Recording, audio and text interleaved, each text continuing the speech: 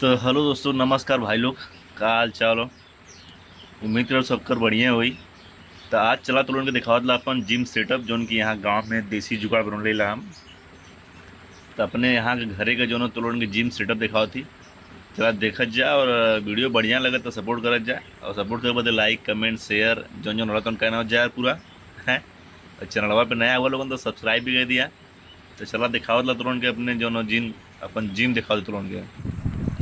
तो हई देखा भाई साहब, ये जौन हम लिया ले हम दुबई से। एक जौन लोन रबड़ हो रबड़े का हई खींच खाच के जौन एक्सरसाइज कर सकल लगे, बाइसेप ट्राइसेप जौन जौन बना के अंडवंड कुल बना सकल ऐसे। तो इस तरह जौन खींच के अपन बॉडी बना सकल। तो एक खेल लिया ली यहीं बनल ला के हम, और आई के रोज संजा के जौन घींची ला। तो ये एक जगह से टूटू गल भाई साहब, लेकिन रिबॉक कंपनी का है, पता नहीं डुप्लीकेट है असली पता नहीं। 1000 में ले रहे हैं, मतलब दुबई का 60 रुपया, यहाँ के 1000 रुपया भयल।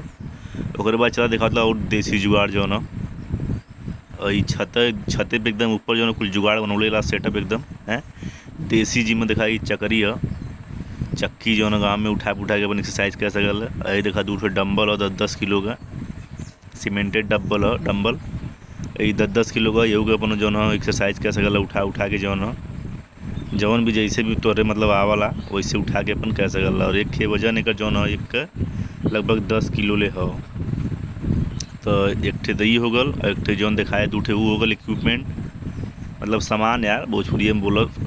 तो ये 2-3 ठे सामान हो गल। और एक ठे देखा ये बड़का चक्की का जौन हो कि जाता उठा लिया एक खे।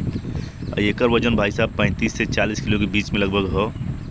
तो सबसे बड़का जौन हो सामान ये हो जिम करे बदे। अब एक चाहे जैसे उठाओ लोगन जुगाड़ लगा के, चाहे हाथे डाल उठावा, चाहे इसमें डंडा उंडा डाल के जो ना उठावा।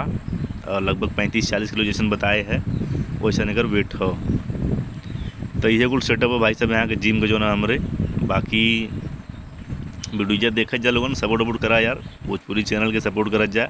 वीडियो के लाइक करा, कमेंट करा, शेयर करा जो ना अपने गाँव में अपने संगी साथी के हैं।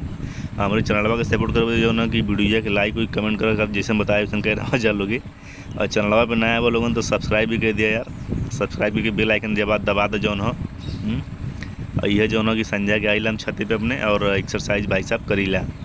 तो यह सीन हो हमारे गांव का जिम का। ये दिखाई रिबॉक कंपनी का हो, डुप्लीकेट और ओरिजिनल पता नहीं। ये बदे कि शायद घाम लगने की वजह से टूट गल, बिचवा में से टूट गल। और देखा मौसम कितना बढ़िया सुहाना एकदम। ये टाइम शाम का टाइम हो, और जैसे ही 6:30-7 बजे शाम का आ जाइला हम छते पे।